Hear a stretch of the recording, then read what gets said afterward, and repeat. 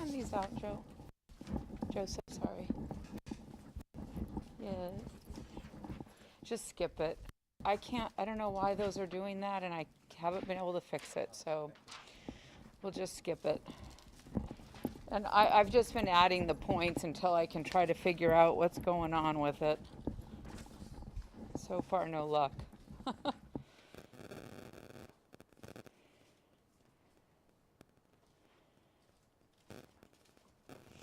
Thank you. Did you get one for yourself? Okay.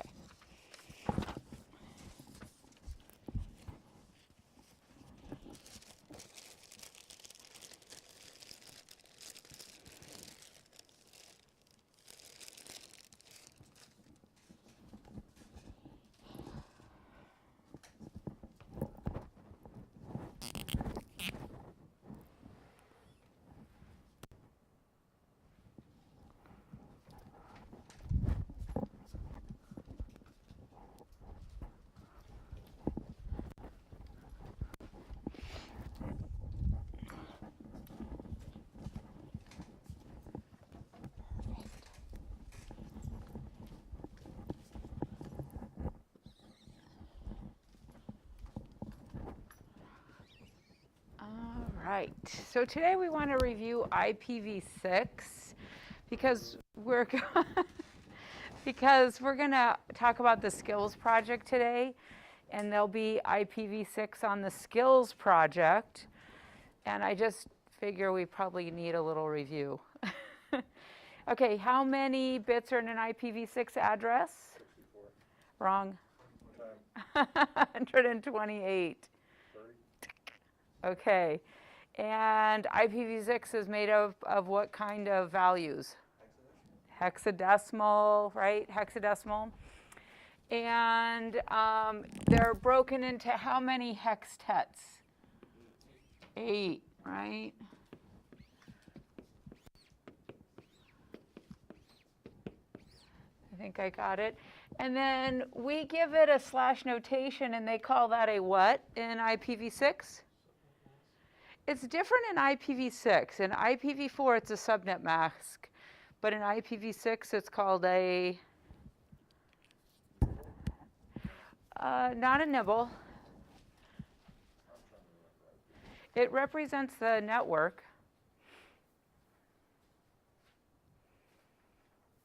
What's it called in IPv4 when we do this? Slash notation, what's it called? Mm-hmm. Okay, so let's do something else. We'll come back to that. An IPv6 address is broken into 3 parts. What are the 3 parts? The what? The OEMID? Oh, the OUI, that's the MAC address. Oh boy. Yeah, that's a good idea. There's 3 parts, so let's find, everyone look it up. You can Google it. The 3 parts of the IPv6 address. The global routing prefix? Yeah, the global routing prefix, right? The global routing prefix. And then what? Subnet ID. Okay, then the subnet ID. And then what? The interface ID. So like the unique interface ID. Okay. So seeing this global routing prefix, does that now tell you what we call this?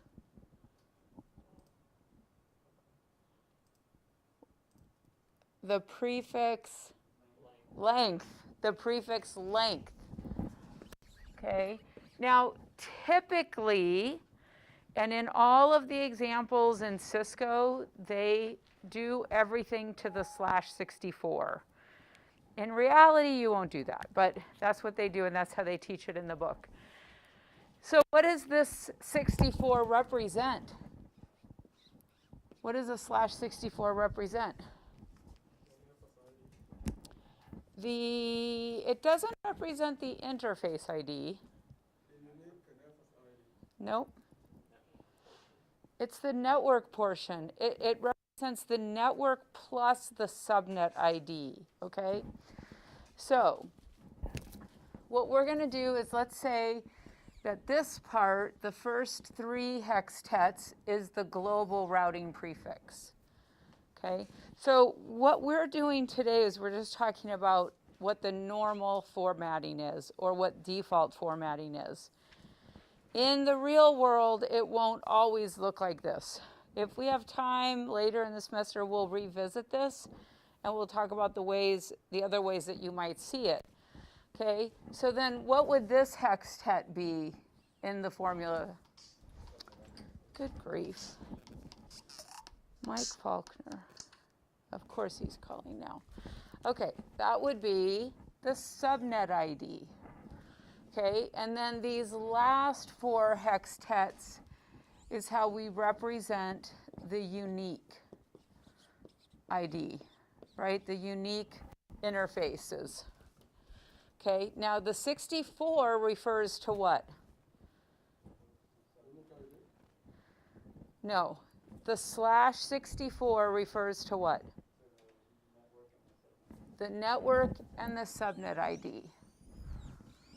Just like in IPv4, our slash notation, if I say /24 or /12 in IPv4, what does this represent? The network, the number of network bits. It's the same here. This represents the number of network bits, including the subnet ID. Okay? So, based on what we just talked about, who would assign the first 48 bits? The ISP, our provider, right? And what do they start with? What will they always start with?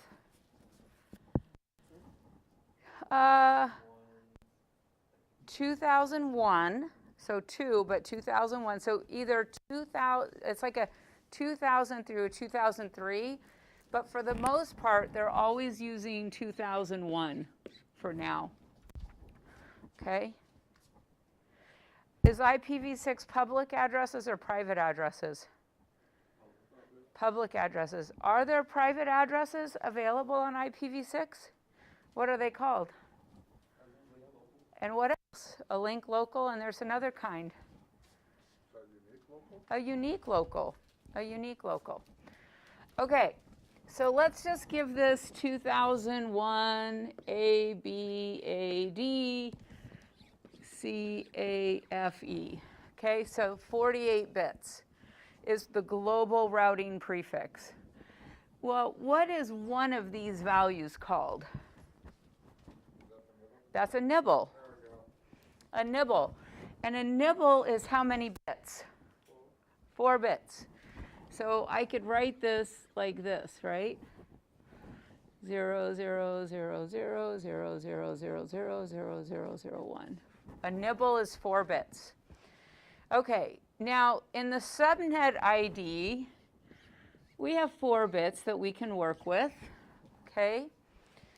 And Joseph, do you remember what we talked about with the subnet ID, or Chase, with the subnet ID as it relates to IPv6 and subnetting our IPv6 addresses? Yes, you do have to. Adiel, do you remember?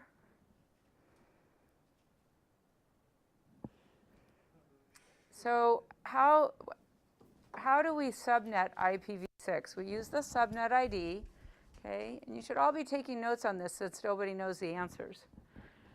And we can subnet the IPv6 address however we want, right? Do you remember me saying that? We do whatever we want. We just need to come up with a structure that makes sense to our department, our company, to us, right? It's really up to us. And we can use these 4 nibbles in the subnet ID to do whatever we want. So basically, the ISP gives them to us as zeros, okay? And then we can do whatever we want with them. We could use the first nibble, the last nibble, the third nibble. Typically, you as the network administrator will come up with some sort of a structure, or there will already be a structure designated by your CIO or something like that of how you're going to do the IPv6 addressing. So maybe your buildings will be designated, or maybe the departments. So what we're going to do is we're going to look at this paperwork and we're going to do that, okay? So let's just read the directions here. And actually, I'm going to change this address to match what we have on our, let me change this to match what we've put on this assignment, on this worksheet for us, okay, so that we're doing the same thing.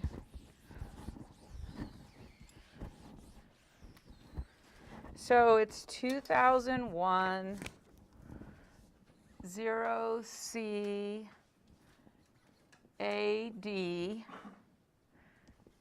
B023, right? Okay. Now, this says that we need to subnet this up to a 64. So what does that mean to you when it says subnet up to a 64? We're starting with a 48. So we would use the word nibble for subnet. Yeah. So what this is saying is we just need to work all the way in this subnet ID, and we could do it however we want. Even if we count the 0 as the 64th bit, that's okay. It's just got to be part of our overall IPv6 address, and we want to end at a 64, okay? So this says use the first subnet nibble for the colleges. So we have Phoenix College, Glendale College, and Mesa College, right? So let's just do that. So here we have Phoenix, we have Glendale, and then we have Mesa. Now, what do we know about the first 48 bits for all three of these colleges? Right, that's not going to change, right? That's not going to change. So it's going to be 2001 0C AD B023, right? 2001 OC AD B023, right? Do we agree? Okay. So when it says use the first nibble, right? What does it mean? What might I do?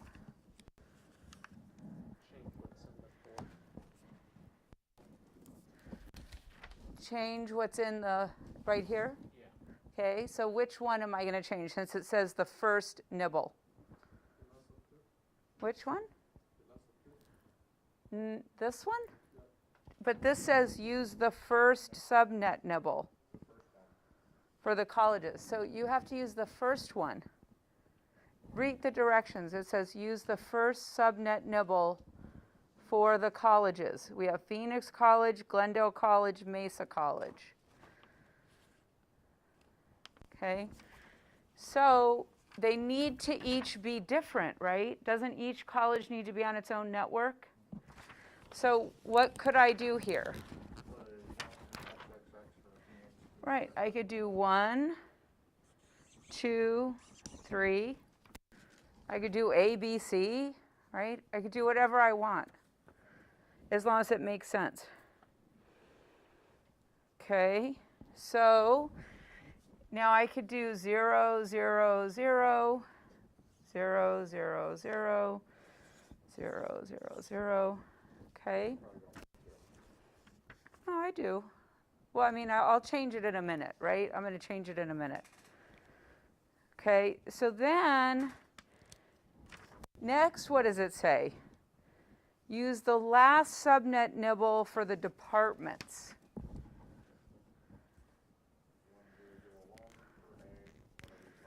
Right, so 1001 for the administration.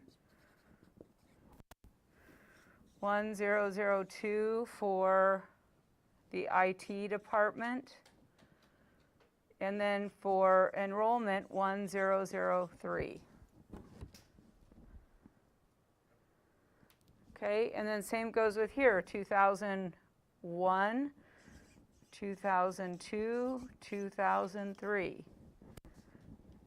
3001, 3000, or 3002, 3003. Okay, we can do whatever we want. You just need it to make sense to you. All right? So notice here, see, they're all on the same network up to this point, right? And then this designates the administrators, the admin, the IT, and the enrollment. The administrators, IT, enrollment. Administrators, IT, enrollment. Okay, so now that I've got Phoenix College done, I need to set up some PCs. Okay, so once again, we can do whatever we want. Okay, now what would the first address usually be? The default gateway, right? So should I use that to assign to a PC? No, I should not. So what could I do instead?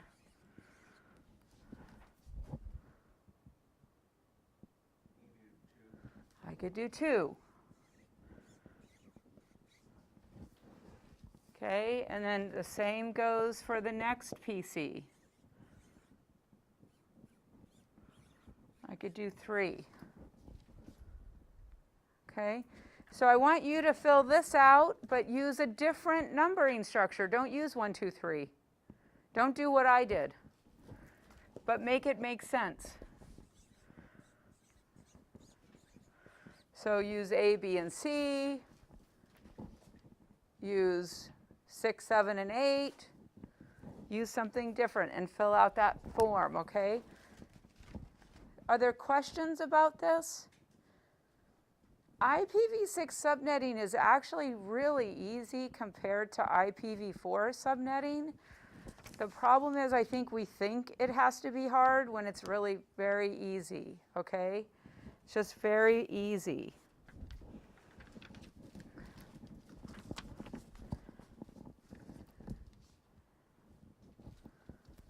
So you do something different. Don't do ones, 2s, and 3s. And it doesn't even matter in the second and the third nibble if you use something different. The PC, we're not doing this part yet. Yeah, you are. That's what we just That's did. the second part of Yeah, the, that's the long part. That's the unique. So this, the PC address is the unique ID, the unique portion, right? Because every host has to have a unique IP address. So that's the unique part. Don't use 001 because we use that on the default gateway. You got it.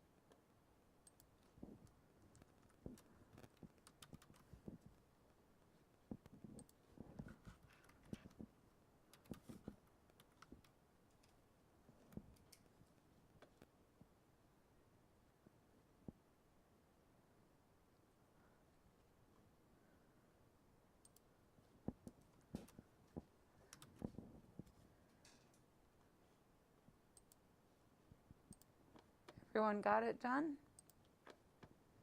Okay. Any questions?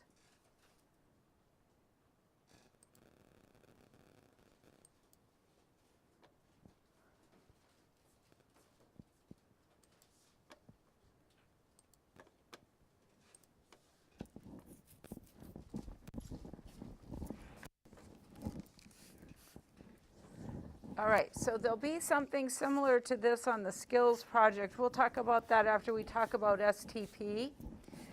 And I'll show you where the IPv6 is and what the little difference is, okay? All right, so why would I use STP? Yeah, so we don't get loops. Exactly. And is STP on by default? Yeah, which version? No. What version is the default version? Not normal.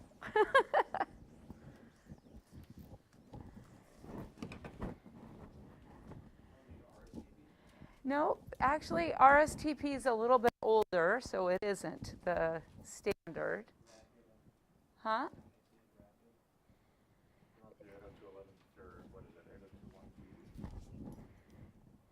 Not the standard, the name of it.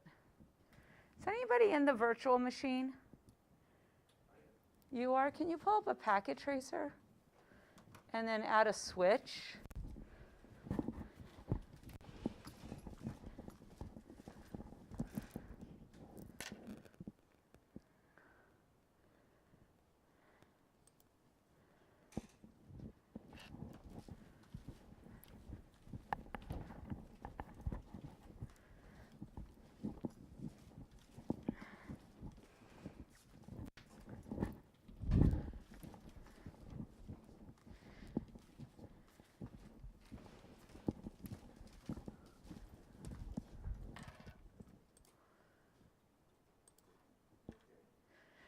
All right, and then do like a show run.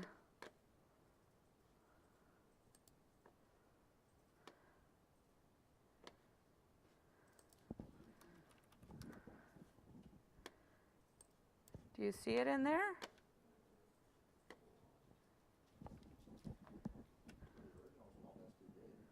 That's the original, yes. I said, what's the default?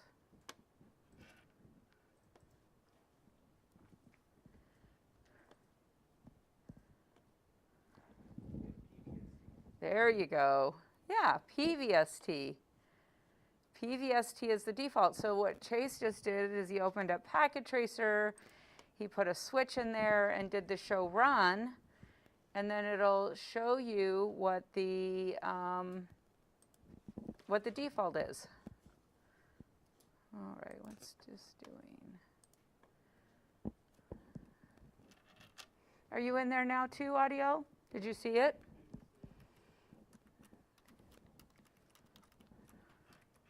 So what's special about PVST versus STP?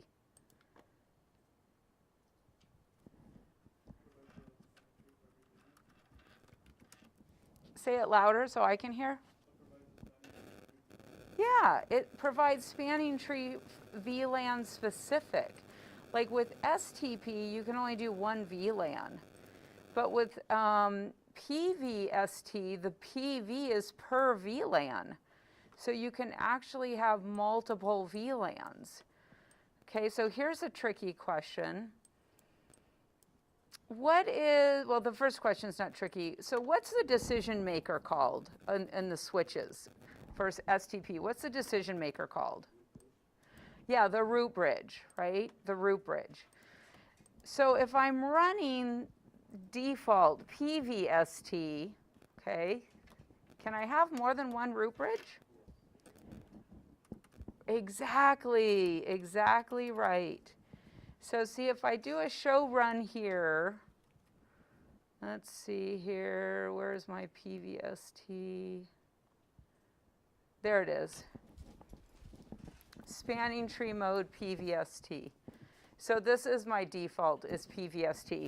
And that makes sense, right? Because today's switches can do VLANs, and so it makes the most sense to go ahead and default it to PVST. right? Now with PVST, we get some other states. What are some of the other states for PVST? Just the forecast of like backbone, so on and so forth.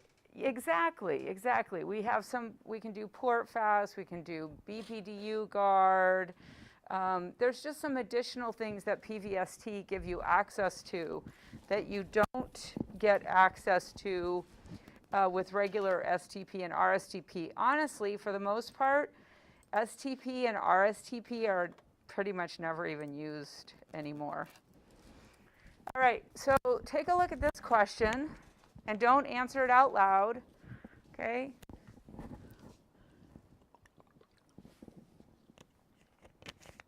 This isn't related to STP, this is just a review question. Write down your answer on the back of your IPv6 sheet, why these aren't working.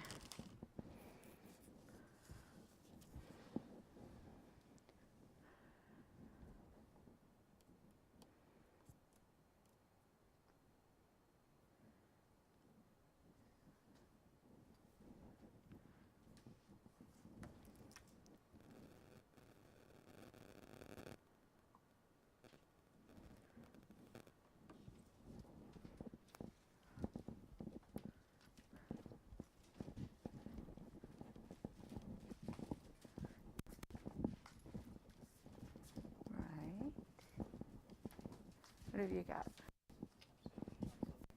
Okay.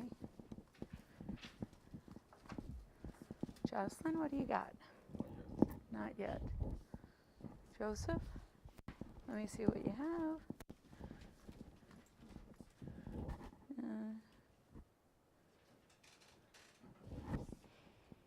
So, I'm trying to think of all the reasons why those well, people talk. well, so what's just the basic of so this is the right answer. So what's just the basic? I mean, if you narrow that down to its most basic of form, it's on what? I'm not on the right same network. Well, thank you for giving everyone the answer. Jeez. Well, you asked me. Well, I meant for you to write it. I did, right there. No, write it now.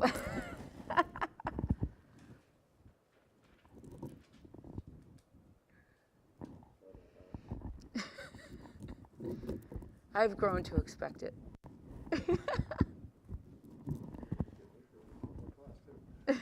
No, I'm not. I don't do 160. Leslie does it. No, it doesn't. You'll like Leslie. No. I might next semester start in fall. We'll see. I mean, I'm certified to do it, but I teach all the Cisco classes. Okay, so as Joseph said, these are on different what? How could you tell? Well, you don't even need to know anything about the gateway. Okay, so how'd you figure it out? Because it's a /26 notation, which means that one's increment by 64 to 4 octet, that one's /68, that one's for $68, that one's $33. Right, so when in doubt, what could you have done with this? Just bit it out.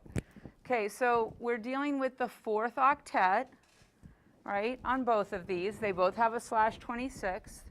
So we know that this octet, the first 3 are going to be the same. Do we agree with that and understand why? Because it's a 26, right? So 8, 16, 24. So let's just bit out the .33. Okay, so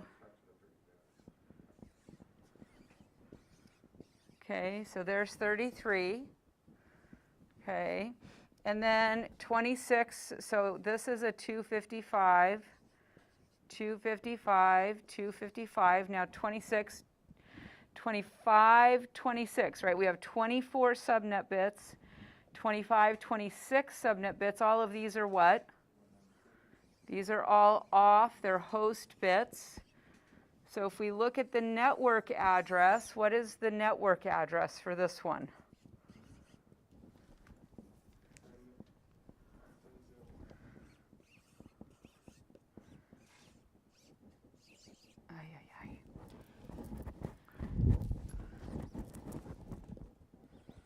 192/26. Now let's do the same thing over here.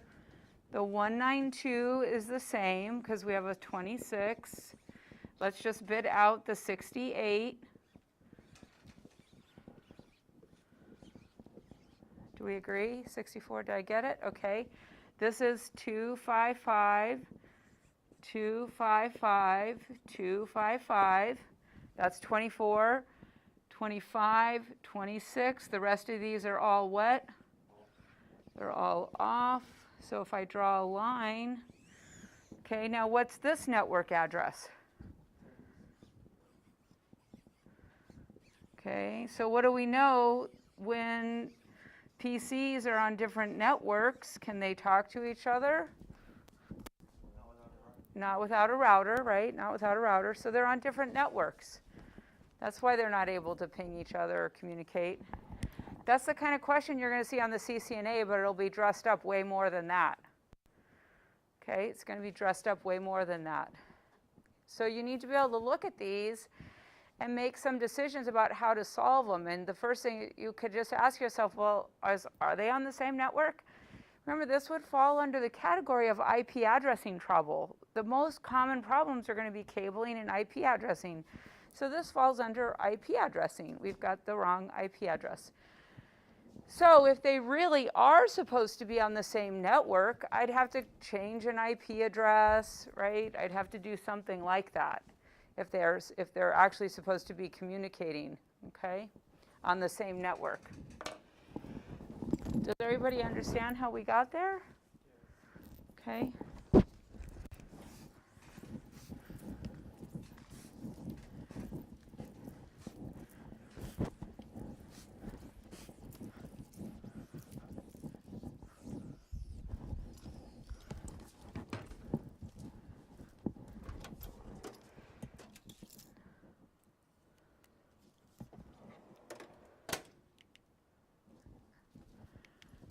Okay, so we've already answered this. Why does a network administrator need to implement redundancy? Because why? Yeah, to reduce a single point of failure. We don't want any loops, right? We don't want to have a disruption of service. So we're going to do redundancy. Now, this is just the first step in redundancy. Next week, we're going to talk about ether channel. So ether channel introduces another type of redundancy. Mostly everything we're talking about this week and next week is related to the switches. So we did VLANs, right? Then we did inner VLAN routing. Now with inner VLAN routing, we had to talk about the router. But for the most part, what we're going to be doing over the next couple weeks is all switch related. That's why we go a little bit out of order. After we do STP and ether channel, then we skip to, I think it's modules 10 and 11, because these chapters are divided up goofy. The old way is we would talk about everything at once, right? But they split things up. So that's why we're skipping around a little bit. Stability, right? If one end goes down, and after we talk about the switches, then we're going to talk about HSRP, Hot Standby Routing Protocol. So we'll talk about redundancy for the routers as well, not just the switches. But initially, we're going to be dealing with our layer 2, okay? We've already said loops, right? Loops are bad, right? So here's what's interesting. In this scenario, there's all kinds of ways to get a loop. This is why STP is on by default, okay? So again, let's just pretend we have PCs off of each of these switches, okay? So it could get in a loop like this, right? It could go like that. It could go like this. I mean, there's all different kinds of ways. So what does STP do automatically? Exactly. Yes, yeah. It'll block off the redundant links. Okay, so what this would do is this would actually block off multiple links. Okay, so it would block something off maybe right here, and then it would still need to block off one of these because we could still have loops.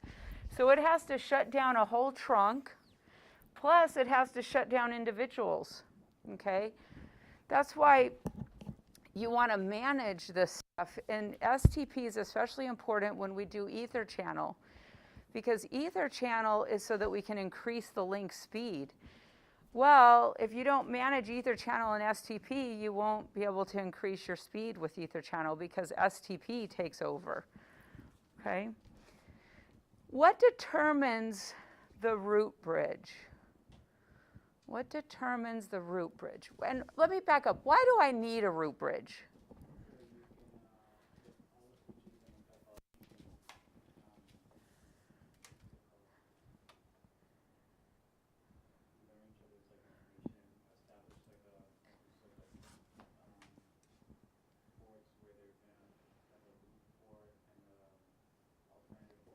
Yes, exactly. Yeah, you're exactly right. So we need a root bridge because we need a boss to kind of know where to start blocking ports, forwarding ports, root ports, right? So someone just needs to be the boss. So it's just like someone has to step up and be the boss. So there's a bunch of different ways to determine the root bridge. What's the best way to determine the root bridge? The switch ID? The bridge ID, right, to manually set it. The best way is for you as the network administrator to make the decision about what bridge, which one of these switches you want to be the root bridge. So one of the things you might want to think about is, let's say you have a switch that has more RAM in it, it's more powerful, it's newer. That would be a really good switch to choose to be your root bridge because it's got to make more decisions. It's got to handle more traffic. And so that way you're giving your network a little edge. You're giving your network a little bit of an edge. Let's see. So we already know STP, right, should be implemented. PVST is implemented by default. Then we've also got old legacy STP. RSTP is just rapid STP. The problem with RSTP is it's still just one VLAN. You still cannot have multiple VLANs. So then you have PVST, rapid PVST, and then there's actually some proprietary ones as well. Again, this is all functioning at layer 2, right? We're talking about layer 2 and preventing loops at layer 2. And again, if we don't prevent loops at layer 2 and our traffic is actually trying to get out, you may not even ever be able to leave your local area network if your frames get caught in a loop. Okay? So the spanning tree protocol is used to create how many paths? One path through which layer? 2. Okay, so who can give me the OSI model? It doesn't matter. What do you want to do? Application, session, or application presentation, Yes. session, transport, network, data link, physical. Yes. So how many sub-layers in the data link layer? And what are they? The MAC and the LLC. The MAC and the LLC. All right. All right, okay, so there are 3 potential hazards. We've actually already talked about these, so we'll just look at them. The MAC database is unstable. So remember, at layer 2, there isn't a time to live, right? That's a layer 3 function. And so your MAC address tables can fill up very quickly, right? Very, very quickly. And then that creates a huge problem because your MAC table will be unstable, all right? So constantly changes because of updates from the broadcast frame. So if you think about MAC addresses, when your device wants to talk to Wyatt's device, but it doesn't know, what does it have to send out? It has to send out a broadcast. So what could happen is you just get broadcast after broadcast after broadcast after broadcast. It basically is like a DOS attack. You might not be really getting attacked, but it's causing a disruption of your service because your MAC, your switch is constantly sending out broadcasts and your MAC table cannot figure out what's happening. Okay? So the broadcast storm, that's what we just talked about, right? BAM, just constantly trying to figure out who I'm trying to talk to. And a duplicate unicast frame. So this duplicate unicast frame, this is when it knows where it's trying to go and it can't get there, okay? So the unicast frame is when the switch does not have the destination MAC address in its table and it must forward the frame out all ports. So it's not doing a broadcast, but it's a type of broadcast because it's going out everywhere except where it came in. So a lot of these are similar, but the end result is that the MAC table is a mess. And we don't want our MAC table to be a mess. Let's see. Which of the following helps to eliminate a single point of failure? So just look at these. Don't answer out loud and choose two.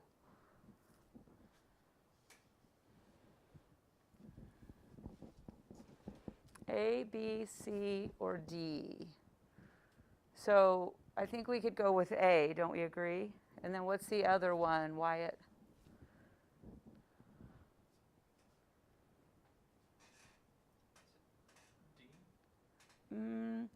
No, it's actually going to be cabling multiple physical cables. Now, what we don't know yet is ether channel is how we do this. But STP and ether channel work together.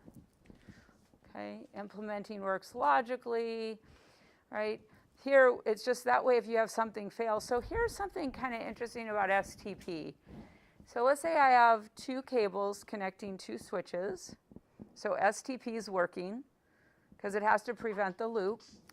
What am I, like Grand Central Station today? Let's just turn this off. There we go. Okay. So I have two switches. Switch, two cables. And what does STP do? It's going to shut down one of them. Got it? And then what if this breaks? It just opens it up. So STP is smart enough to just reset it. It just brings that port back up. Okay, let's see. The duplicate frames cause unpredictable results, right? The truth is we typically don't want multiple frame transmission. I mean, that means we're just sending out frames, okay? Using all available bandwidth. When all the bandwidth is consumed, that's what could happen as our MAC address table fills up and we have broadcast storms, then we don't have bandwidth and we can't do anything. All right. So I kind of think of STP similar to like Google Maps. You know, if you're driving to school or you're driving to work, it'll tell you the fastest path and it'll, you know, if there's a wreck or something, it'll tell you don't go that way. So it's kind of the same way with STP. It knows when to open and close ports based on whether or not our Ethernet cables or fiber optic is working. And STP works. It doesn't matter if you're using fiber optic, Ethernet, doesn't matter. Let's see. So again, we've already talked about this, right? It'll block the redundant ports. It will block redundant links.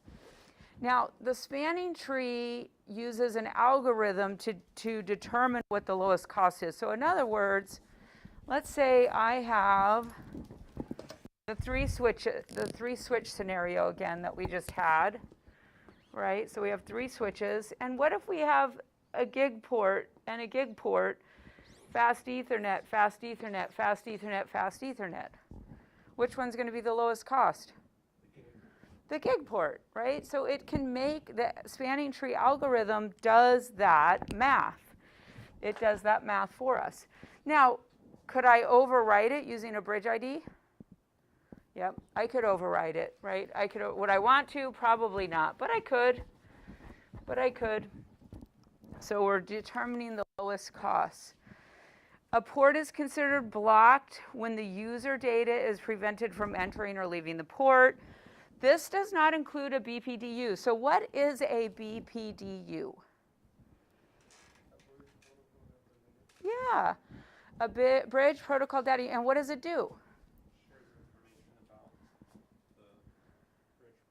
Exactly. So what this is saying is the switches continue to gossip with each other using BPDUs, right? That's how they know what ports to put in blocking state or the forwarding state or the root port state. So the BPDUs, they keep going even though I might have blocked the port for data, right? And remember, if it's moving data, then it's just an access port, right? It's just access port. All right, so here's an example. Okay, so now there's a couple of things we want to talk about as it relates to the ports, okay, and how it makes decisions. So first of all, on the root bridge, so the decision maker, all of those ports are called what? Right, they're always designated because they're designated, if you think about it, to do the work. Right, they have been designated to do the work. They're like the doctor on call, okay? They're designated. Now, one thing to also remember is the ports that face the root.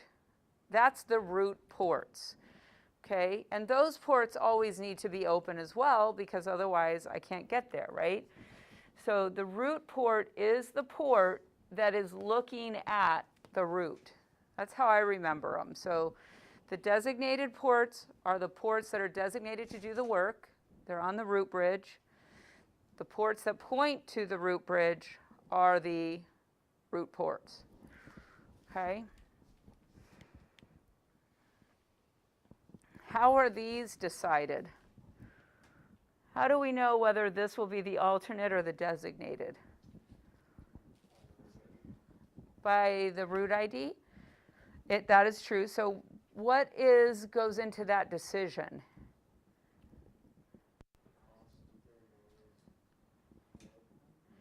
Yeah, well, when you say the lowest port number,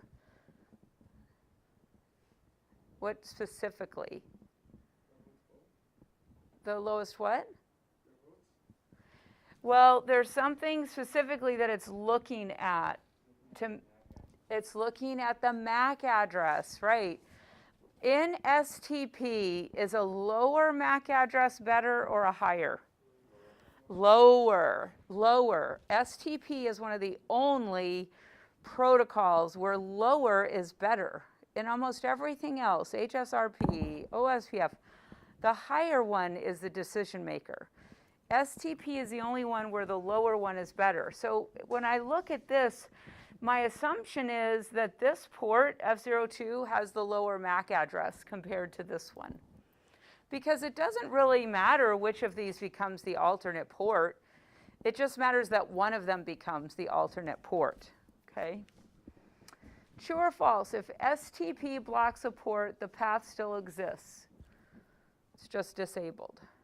That's true, right? That's the whole advantage of STP. That's true. The physical path still exists. That way, if the other link goes down, I still have a path to get by and to get through, okay? If the path is ever needed to compensate for a network, right, or a cable failure, STP just recalculates everything. STP just recalculates everything.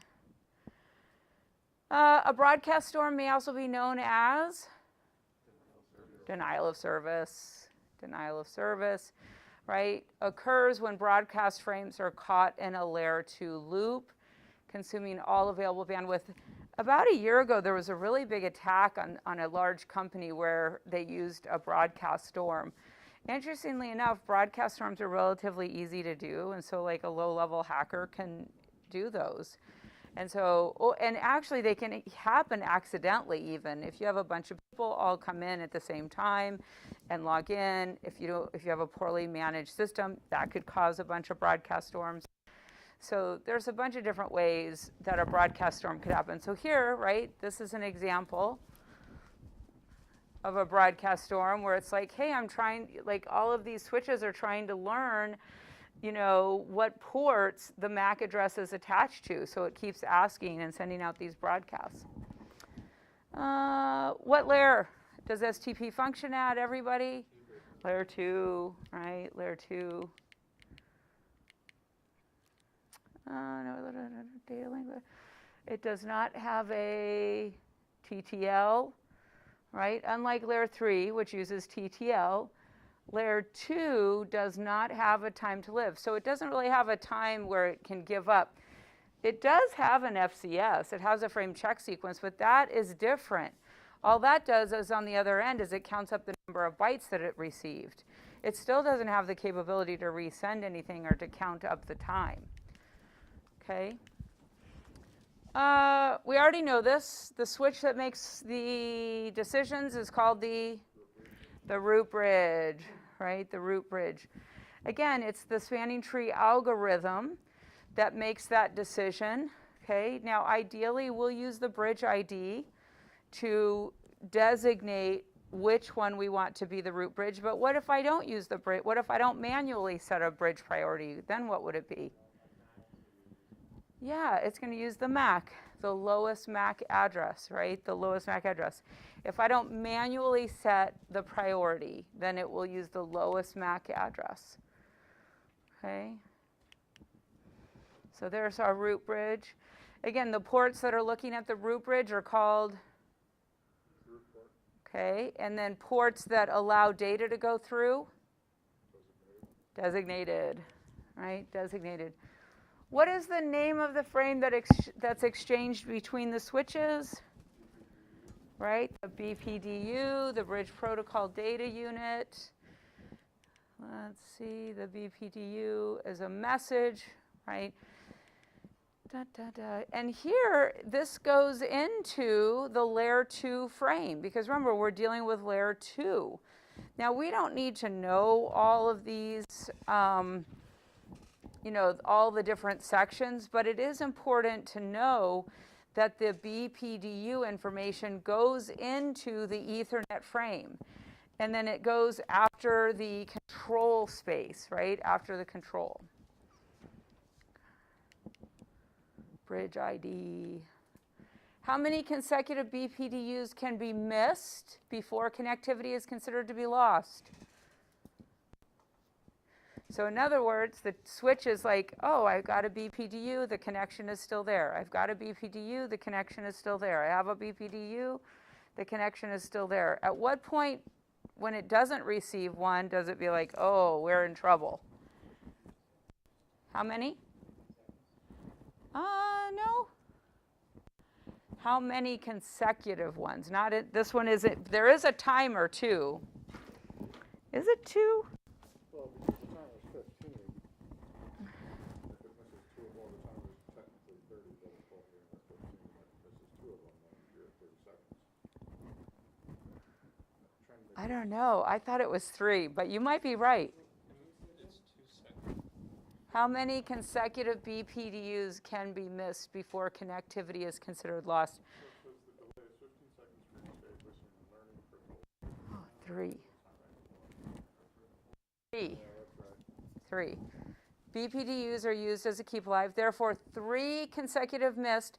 So once it's missed the third one, it recalculates. It's like, oh, we have a problem. And it recalculates. It recalculates, okay? Known as a hello timer, 2 seconds. Because the next question was, what is the default timer? 2 seconds. The default is 2 seconds, but can be modified. Why would I change it? Why would I modify the timer?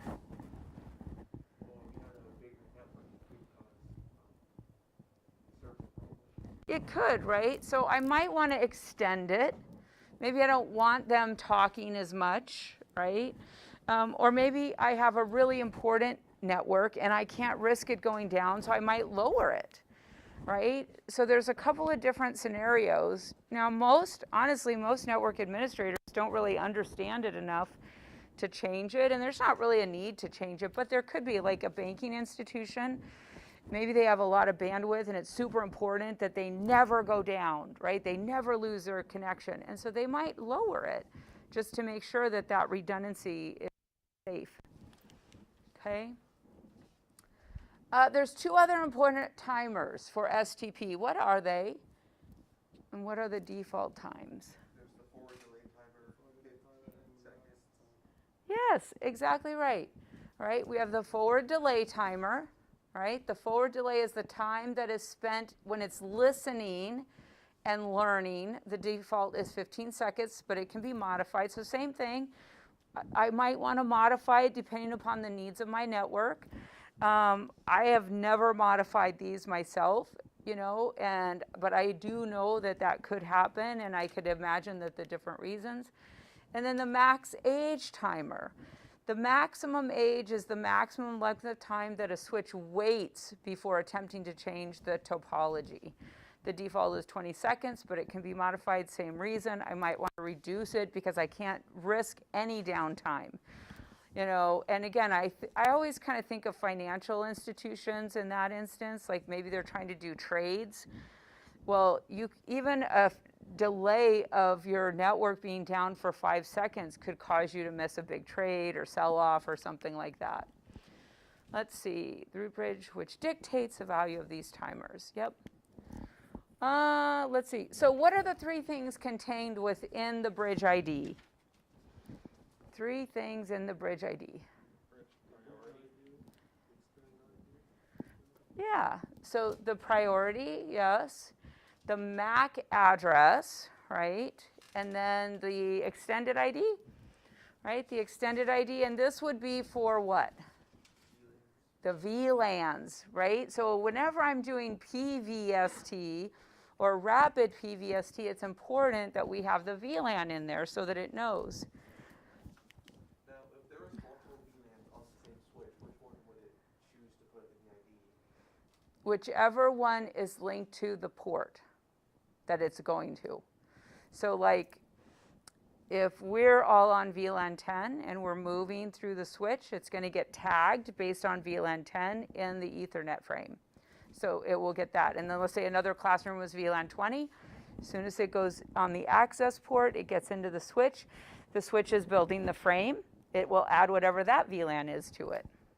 Okay? So do you remember when we were talking about VLANs and that when they move across the trunks, they get tagged? Because trunks carry what kind of traffic? VLAN traffic. So this whole trunking is all a part and important to STP2 because without the VLAN tagging, we don't know what VLANs they belong to. Okay? So let's see. Okay, again, just a little image here, right? Here's our bridge priority, our MAC address, this extended system ID. I think that the lab that we do doesn't the first one maybe doesn't have VLANs, but I believe the second one might. Okay. So we already know that the lower bid is better, right? A lower bid is better. I mean, better in the sense that that determines who the root bridge is. All right, so look at this, and don't answer out loud. So which one will become the root bridge? Okay, which one? And then in your mind, again, why? So again, don't answer out loud.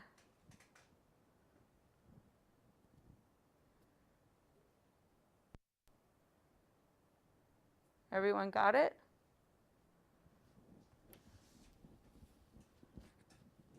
So will switch 1 become the root bridge?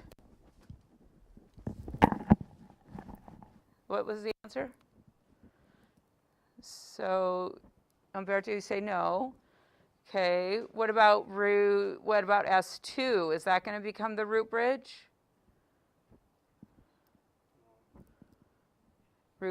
S3, is that going to become the root bridge?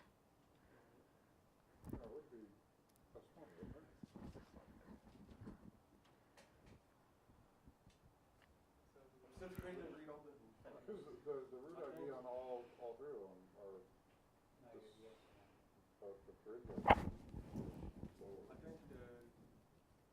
think they should be lower MAC address. Okay, so you're going with which one, Jocelyn? Which one has the lowest MAC address?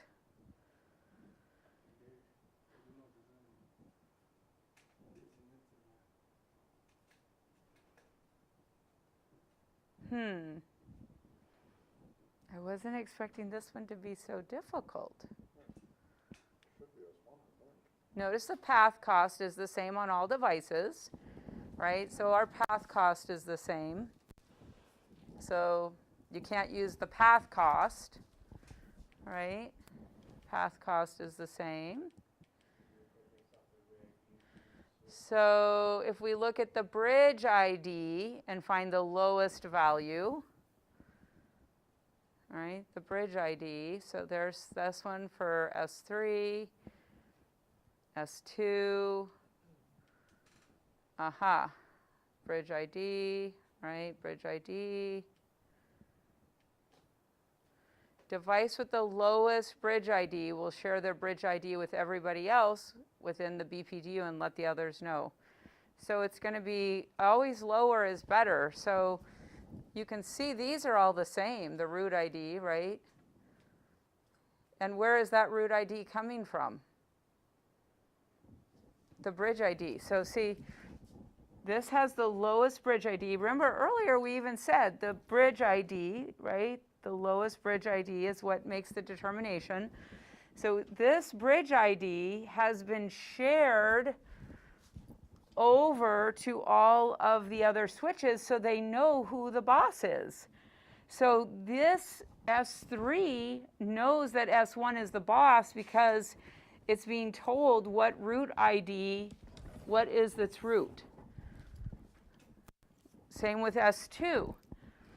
S2 has put who its root is, right? The 24577. So this one is the root bridge because it has the lowest bridge ID. Okay, it has the lowest bridge ID. All right, so there is, it shared its bridge ID in its BPDU so that everyone else knows that it's the boss. It's like saying, I'm the boss. So when you need information, come to me. All frames go through me. All frames go through me. Okay? Let's see. Okay, so we know that the BPDU, it's the messaging frame, right? That's the gossiper. This is where the bridge ID is that identifies the switch that sent the BPDU. Okay? The bid contains the priority value, the MAC address of the sending switch, and the optional extended VLAN ID, if we have VLANs, okay? The spanning tree algorithm designates the single switch, the root bridge, determines the best paths to the root bridge, and it makes the decisions about what ports will become alternate ports, Okay, each switch uses the spanning tree algorithm, path, and port costs. All right, so let's match this. So root ports, Joseph, which one is the root ports over here? So let's see, switch ports closest to the root bridge and are selected on a per switch basis. Okay, agreed. Chase, the designated ports. Right. They're all non-root ports that forward traffic on the network. Umberto, alternate backup ports. Right, so they're not really shut down, right? And then, obviously, disabled, this port is shut down, right? And so the other thing, when you're doing labs or packet tracers, do you notice that the command line will give you messages? The line console gives you messages. You want to watch those messages, right? It'll tell you if you have a duplicate address. It'll tell you if a port's in error disabled status. It'll tell you if it's STP designated. So it'll give you a lot of information. But you have to start training yourself to look at those scrolling messages. Up to this point, sometimes you just look at them as noise. But now you want to be able to start using them for real troubleshooting. Okay, so we know that the root ports are on the switch ports that connect to the root bridge, right? So here's our root bridge. Remember, root ports look at the root, right? They look at the root. Okay, and then we've got the designated ports. These are non-route ports, and they forward traffic. Designated ports are selected per trunk. All ports on the route bridge are designated ports because all ports on the route bridge have to forward traffic. Because remember, traffic's going to be coming in and out of the route bridge, so this has to be designated, And you have to have one designated so that it can forward traffic if it needs to. Okay, there's our designated ports. And then alternate. They're configured to be in a blocking state, which is different than disabled. Alternate ports are selected on the trunk links where neither end is a route, so that's kind of important. See, if we look here, neither of them are routes, right? This doesn't look at the route bridge. This doesn't look at the route bridge, okay? Only one end of the trunk is blocked, allowing for faster transition into the forwarding state. A backup port provides the redundant connectivity. And again, what's going to make the determination? This one will have the lower MAC address. So F02's MAC address on switch 2 is lower than F02's MAC address on switch 3. That's the only reason this one becomes designated. It's the only reason, okay? Now, could I change that? I could, because I could manipulate things, right, manually. Let's see, spanning tree. So here's the different costs and the different way that the spanning tree algorithm works. Okay, now I personally do not like the cost command. I've never had good luck with it. And I don't know if it's because I just don't know how to use it, but we have a lab where we manipulate it, and I've had trouble with that lab in the past, but then someone else will do it and it'll work just fine. So, you know, when you get to that point in the lab, you'll be manipulating that. So each of these are given a value, right? And we know that lower is better. That's why the 10 gig has the lower value, right? Now we're mostly dealing with fast Ethernet ports on our switch, so it's a 19. Okay. This is the new rating system, okay? The new rating system.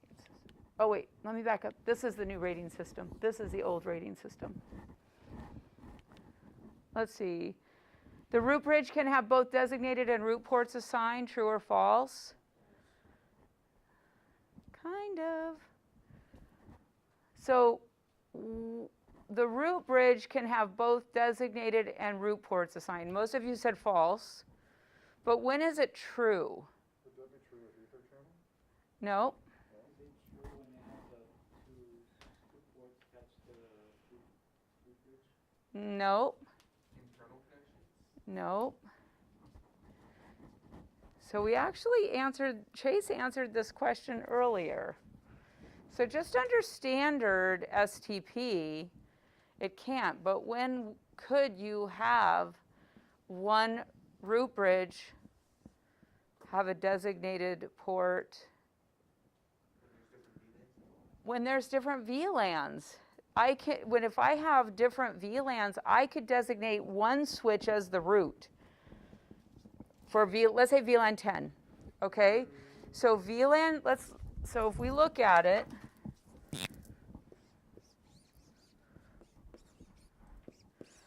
okay, and let's say this one is the route bridge for VLAN 10. So this port right here would be what kind of a port? Sorry, Designated. It would be a designated port for VLAN 10, and this one would be? Nope, for this here's our route bridge for VLAN 10. So what kind of port is this for VLAN 10? And what kind of port is this for VLAN 10? A designated port, okay? Now, this port is what for VLAN 10? Right, so this is a route port for VLAN 10. Now, what is this? This is a route port for VLAN 10, right? We got that? Everyone understand? Okay, now let's mix it up a little. And let's call this the root bridge for VLAN 20. Okay, so now for VLAN 20, this port will behave as a what? As a designated port for VLAN 20. And what about from here to here? This port would be a designated port for VLAN 20. Now what would this be for VLAN 20? This would be a root port for VLAN 20. So this question is true and false. It's true the root bridge can have both designated and root port assignments. It's true when we're talking about PVST, per VLAN. It's false if we're talking about just plain old-fashioned STP. Does everybody understand that? Right? Because each of these can have their own job per VLAN. Per VLAN. That's the key, is per VLAN. So, The ports, so they can be both. yep. Does it have to stop first? Does it like have to stop being a designated port and become a root port? Or No. can it do both at the It can do both at the same time because of the tagging. The ports can do both because of the tagging. It just knows how, based on what the frame it receives, it looks at that and it knows. It's like, oh, I'm the root bridge for VLAN 10, and this tag says that it's a VLAN 10 inside the frame. See, if you remember, well, some of you had me, I made a really big deal of understanding the frame in 140. This is why. Because there's so much that the frame is responsible for on layer 2 that if we don't have a decent understanding of all of its jobs, it's harder to make sense of all this stuff. All right, so it's false, but we now also know that it can be true, right? Root ports are on the switches that connect to the root bridge. This is in regular old-fashioned STP. Right, so if we're just looking at regular STP, because again, see, these are all on the same network. So we're just dealing with one network here, not multiple networks. When is there an exception? PVST, yep, PVST. Okay, so let's look at this one. So we're going to determine the port types. Is it a root port, a designated port, or an alternate, okay? So Jocelyn, you're going to take number 1. Okay, so is number 1 a root port, a designated port, or an alternate port?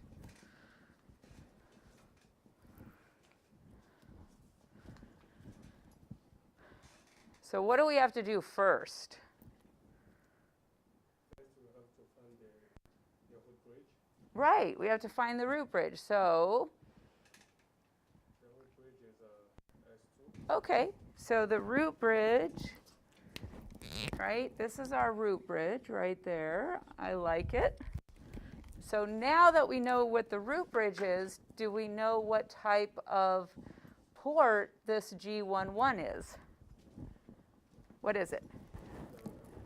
It's a root port because it's looking at the root bridge, right? First, ask yourself, where's the root bridge? Okay, so here's our root bridge. Now we can answer this question, right? Okay, so Wyatt, you take number 2. It's a designated because it's attached to the root bridge.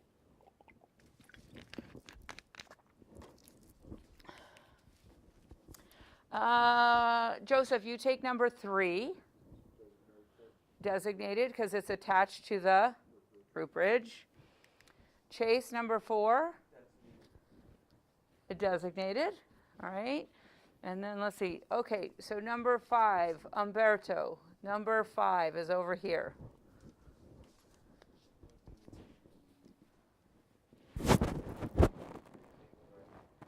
Would it be?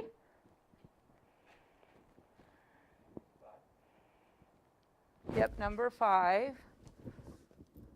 Number 5. And I don't think it would be disabled. Would it be? It definitely wouldn't be disabled.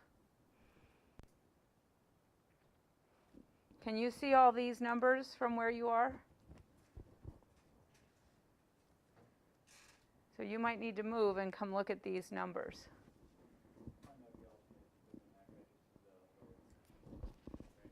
Would it be an alternate? Why would it be an alternate? That's why it wouldn't be an alternate.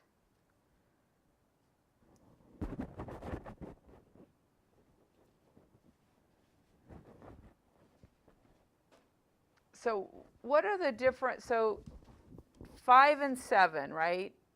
We know we're going to have 2 different types of ports. What would those 2 types of ports be? One of them has to be a what port? No. Hold on just a second. So think back to the picture that we had earlier. What were the 2 types of ports over there?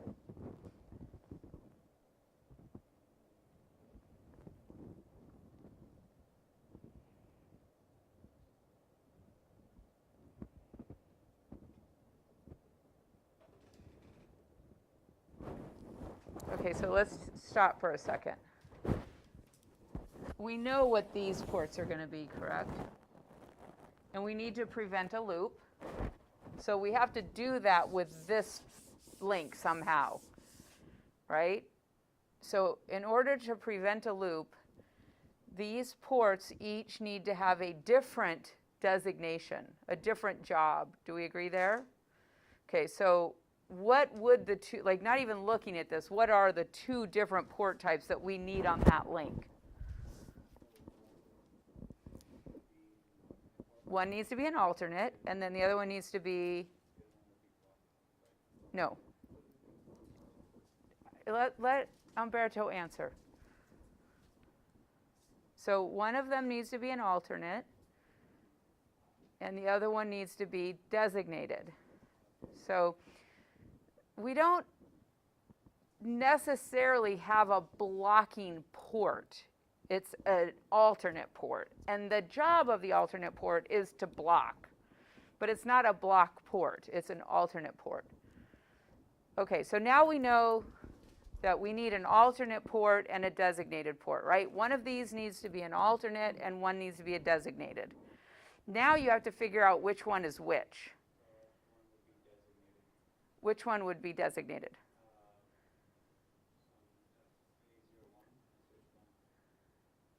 Okay, so why would this one be designated? Yes, because it has the lowest MAC address. So if you think about it in terms of like a hierarchy, right? A lower MAC address we've said is better, right? Yes. Okay. And a designated port has kind of like a bigger job than an alternate port. So that's the one that would be the lower MAC address. So if we look here at switch 1 and switch 3, the way that we're going to determine which one goes into the alternate state and which one goes into the designated state is based on the MAC address. So switch 1 has the MAC address of A, blah, blah, 11111. Switch 3 has the MAC address of 33333. Since this one has the higher MAC address, it will be in what state? The alternate. And this one will be in what state? The designated. Because we still need to have one in designated so it's ready to go. The reason that spanning tree doesn't put both of them in is because it would just take so much longer to get everything up and going. By just putting one in the alternate state, the other one's already ready to go. It's just this one that's holding up traffic, right? So then you just have to fix that one if you need to have it activated to push the traffic through. Okay, so that's how we arrive at that, the designated port. We got to still go back to the MAC address. Okay, and then 7, everybody? Alternate. And then IDL, what's number 8? A root port, because why? Yeah, it's facing the root bridge. It's facing the root bridge. Alternate ports are selected only on the trunk links where neither end is a root port. So neither end is a root port, right? Only one end of the trunk is blocked. The lowest bid will become the designated port. What's the default port cost for 100 megabits? 2419 19. 2 is for 10 gigs. 4 is for 1 gig, right? There's our little table. Here's the new specifications. No, this is still the new specifications. Yeah, this is the new specifications. This is the old specifications. Because back in the day, and this is true for my time, we didn't really use 10 very often, okay? It was almost never around. So 10 and 1, when 10 started, didn't have a way to make it lower than 1. So they just assigned it the 1. Then IEEE came in with the new standards so that we could account for the 10 gig and do it with the 2, 4, 19, and 100. Okay? We can manually configure the cost. Lower is better. Yeah. Let's see. How does spanning tree algorithm determine the best paths to the root bridge for all switch ports in the broadcast domain?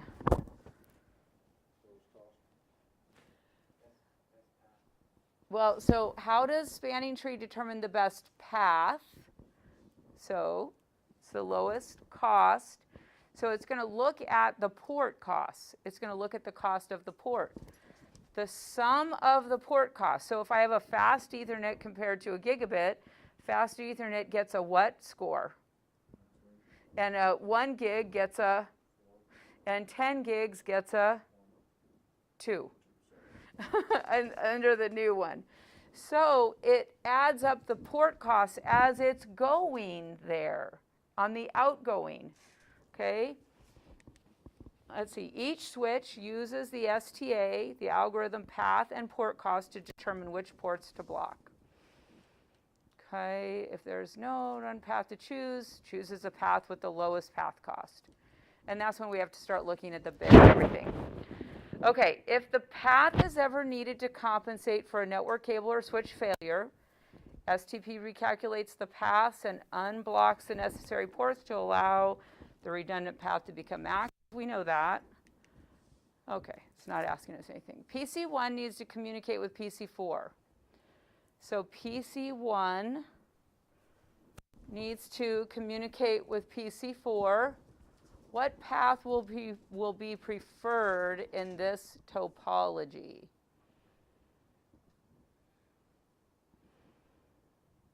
And why?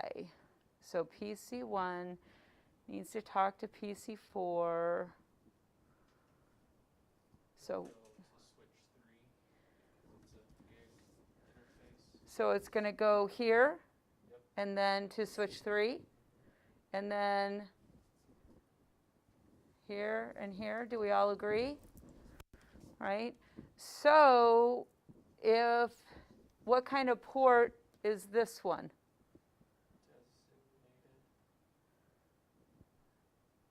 And let's see, so we're here, and what kind of port would this one be? So designated. So let's see, PC1 to S2 to S3. So here's the cost, 4,419, right? So it goes out fast Ethernet, or gigabit, which is a 4. Then it goes out another gigabit, which is a 4. And then it goes out F03, which is a 19, for a total cost of 27. If I were to compare it going the other direction, it goes out a fast Ethernet, which is 19, right? goes out an F03, which is a 19, which is 38. See that? So it's looking at the out costs as it leaves. It's looking at the out costs. So here we've got what kind of a port? The root port, right? The root port. The root port. And this one is the designated. Here we have the root port. Now, this one we really can't tell, right? Because we don't know. Oh, no, we can tell. Of course we can tell. Designated port, alternate port. We can tell because if it's on the root bridge, it has to be designated, right? It has to be designated. Oh, I just realized something. I just thought of something. You know what? What would it do? Would it do that? Well, because the port cost would be lower to go through switch 3, through switch 2 and switch 3. Yes. Just go through switch 2. Oh. So your alternate port would be the F02. Wait a second. You know what? We have to look at something. I might have just answered why that thing fails every time I do it. Hold on. I got to think about this for a second. Hold on. Come back here.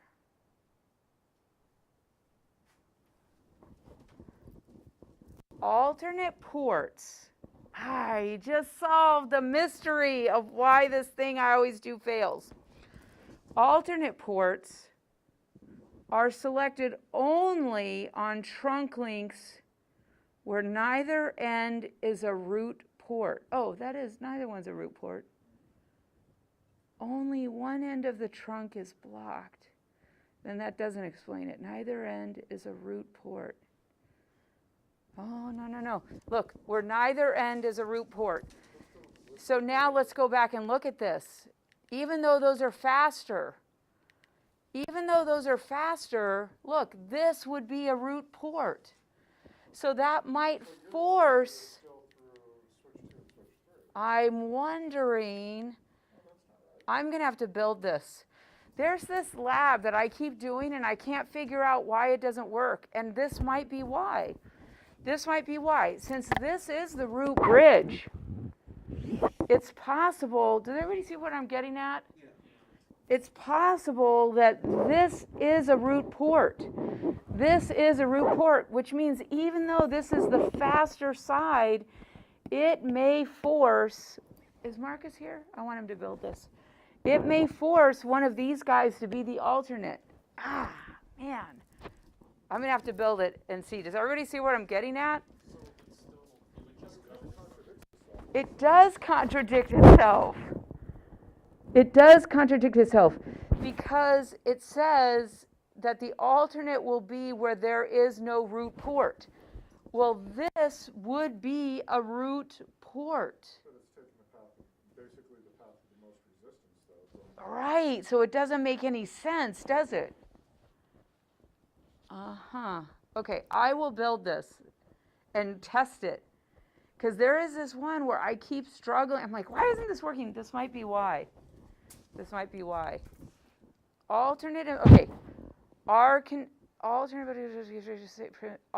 ports are selected only on trunk links where neither end is a root port. Only one end of the trunk is blocked. So the question is, here's the question. Does this automatically become a root port because it's attached to the root bridge? I don't know. It could still go into an alternate state. I'll research this. I will research this. Only one end of the trunk is blocked, allowing for a faster transition. Because we still wouldn't have a loop. I mean, this would make sense, right? We won't have a loop. The port cost is what would be the first initial factor. Yeah.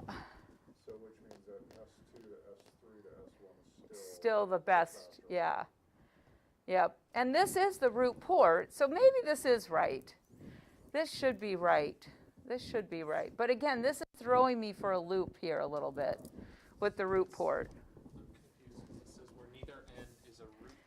Right. But you're always going to have one end as a root port. If it's not an alternate, it's going to be a root. Right. So the question that we need to get an answer to is, since this port is attached to the root bridge, does it have to be a root port? Now, see, look, this one over here is not attached to the root bridge. It is a root port, but it might not have to be since it isn't physically attached to the root bridge. So this, exactly, that's the right way to ask it. Does topology supersede cost? So does the fact that this is attached override the fact that this cost? And I would say no. I would say no, but it shouldn't. It should not. It should not, right? But that is a question to resolve.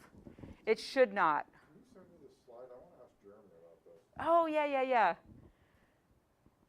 Yeah, it's in the book. I think it's in the book.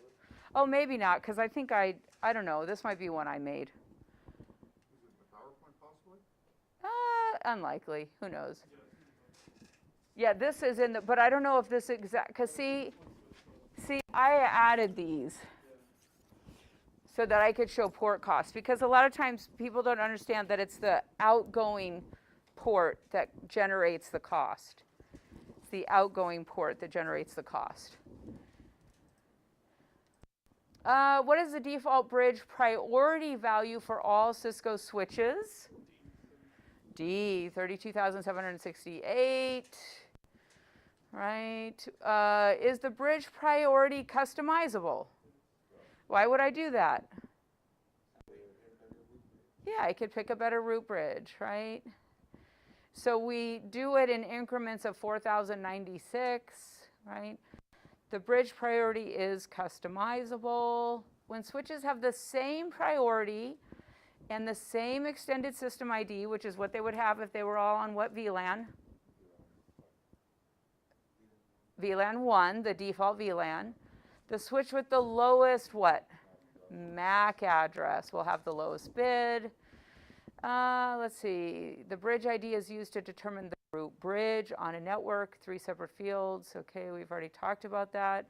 We've looked at the Ethernet frame, right? The bridge priority is customizable. It's always going to be the lowest. Lower is better. We've already talked about that. The extended system ID is the VLAN. So remember, the higher your VLAN number is too, that begins to affect your bridge ID. That could be another reason that you need to customize it. Because maybe you have a VLAN 44 and you have a VLAN 10, right? The VLAN 10 could be the lower one, and maybe for some reason you want VLAN 44 to be. Okay, so we've talked about that.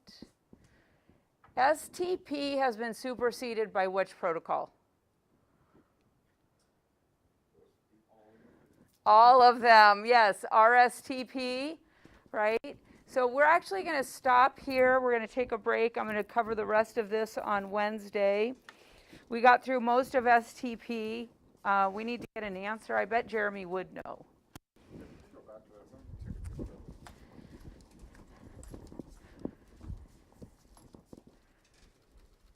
I want to get a snarky response to this too. I know, you will. Here. He probably did this with me. But this is one that, yeah. Okay, we are going to take a 5-minute break. We're going to come back. We're going to talk about the skills project. And then we're going to work on that, okay? So take a 5-minute break.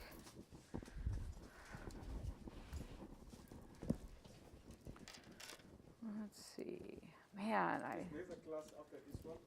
yes. Do you want to work on a lab? Yes. You can go to the open lab. Room 107. Room 107? Yeah, right next door. Are all switches attached? Let's see, are all ports attached to the root bridge automatically root ports? I don't know. know if that's clear enough.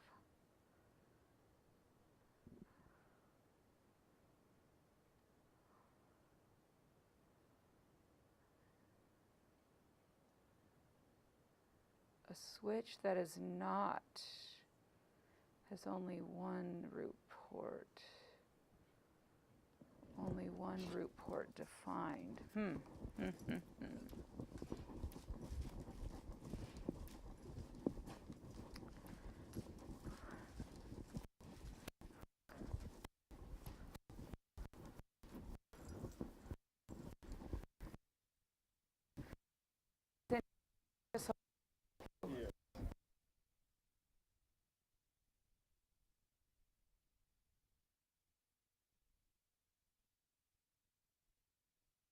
Anything was well now.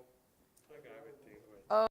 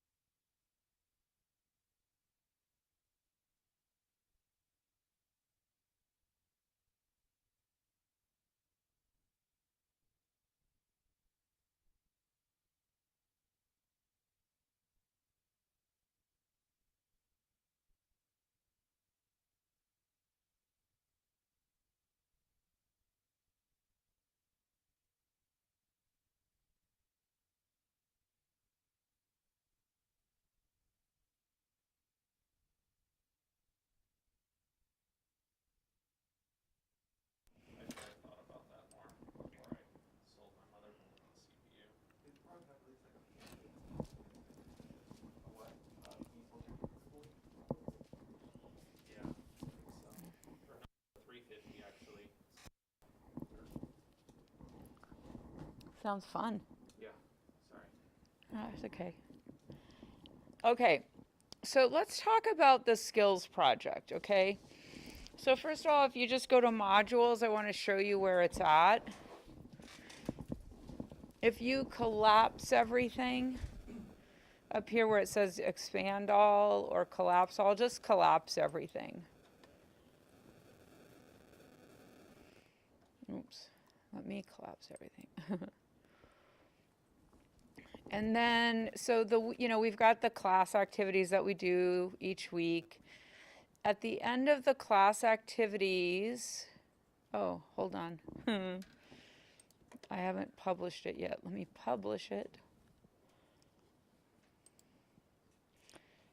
That would help. Ay, ay, ay. Come on. Collapse.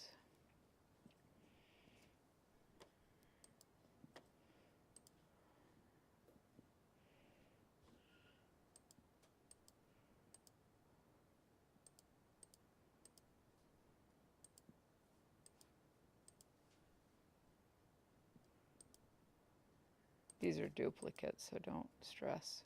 All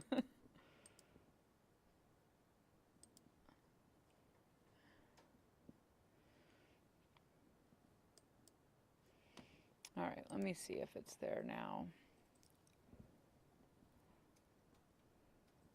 It should be there now. Okay. Do you want me to move it to the top, or is it okay right there? Okay. Why am I seeing two? Do you see two of them? Yeah, there's two. Okay, hold on. I don't know why there's two. I don't want there to be two, because that means you'll be putting them in different places. Give me a second here.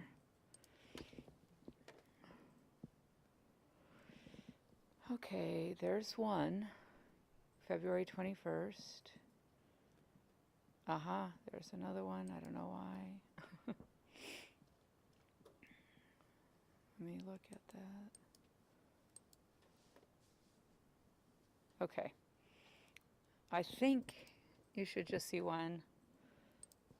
I just want you to see one, only because then otherwise it's the same thing. It's just there's a bunch of duplicates in here somehow. Oh, now they're gone. Oh, I know what's happened. It's the same. Okay. Ay, ay, ay, submission review, okay, let me pull this off here, telling you the little ins and outs of Canvas. Let me try again to publish it. Refresh and now see if you just see one. Okay. So go ahead, let's go in there and open it up and let's take a look at it.